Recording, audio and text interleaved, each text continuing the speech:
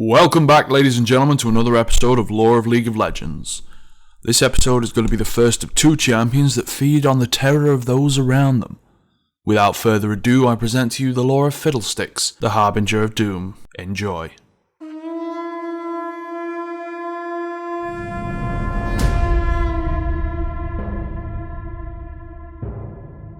Mage called Istvan. He was a powerful spellcaster of Zorn who had taken part in the Rune Wars and impressed friend and foe alike with the pure raw magic that he bound into submission. He was able to cast spells that would consume the average mage, and he did not fear the corrupting power of magic. The battlefields were a perfect place for him to be. There he could unleash his full potential without the worry of causing himself any harm. At the end of the 5th Rune War, however, his fellow mages had decided that those conflicts had to be stopped in order to save the continent.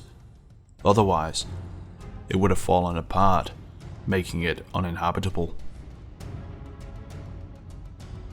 Concerned with the future of themselves and their nations, they created an organization called the League of Legends, and invited every powerful spellcaster into it to ensure that it would be able to supervise the use of magic. Istvan was one of the first who was invited as a summoner into the League. He was seen as a great addition to the League's summoners, and many had recognized his power as the perfect way to solving any problems that the newborn League had. His power was indeed helpful, but the mage himself was still living in the past.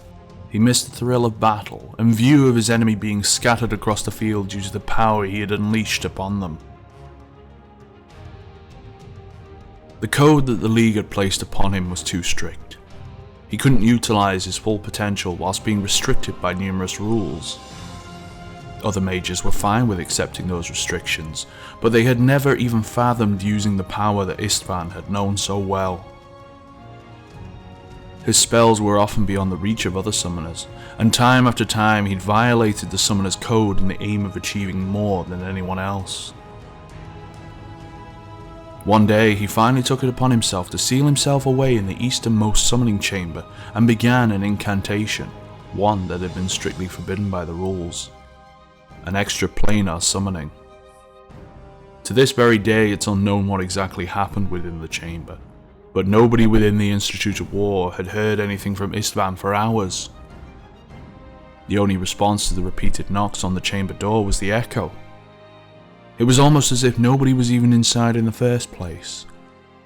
But when a young apprentice tried to enter the room, he was instantly cut down by an unearthly scythe. Others had followed in to investigate, but were met with the same fate. Those who had survived had been driven mad with fear that turned into husks of men that could only speak about crows and death.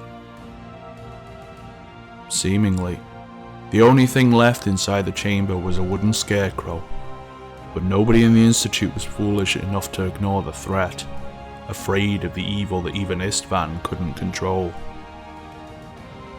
The summoners gathered and sealed the chamber, preventing anything from leaving it. They hoped to contain what was within.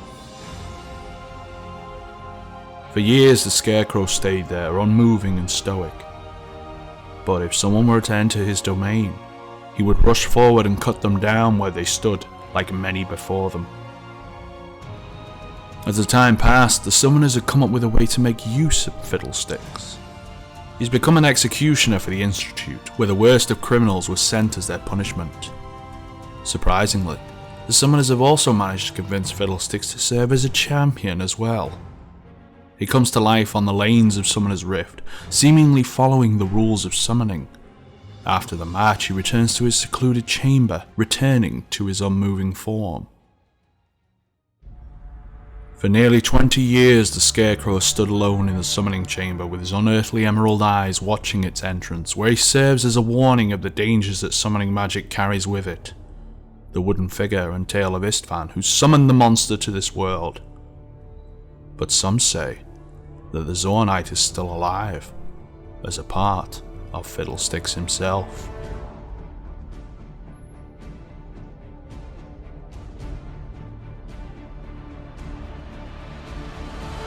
And that's all there is for you this time around. Let me know you enjoyed the video by hitting that like button and leaving your feedback in the comments section below.